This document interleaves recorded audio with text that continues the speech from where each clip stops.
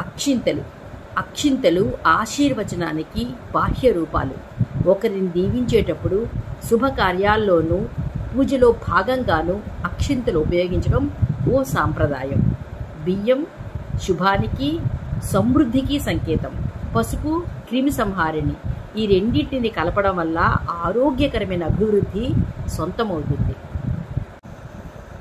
క్షతము కానివి అక్షతలు. నాశనం కానివి. నాశనం కానివి అన్న రూఢి అర్థంలో అక్షింతలు అన్న పదం వాడుక భాషలో ప్రయోగించబడుతోంది. మన ఆశీర్వచనం నాశనము కాదు, వృధా పోదు. చిన్నవాళ్ళ తలపై అక్షింతలను చల్లుతూ దీవించాలి.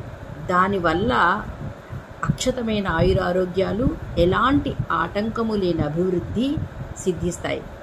అక్షింతలను అలా శిరస్సుపై చల్లడం వల్ల శరీరంలో సానుకూలమైన భావాలు కలుగుతాయి.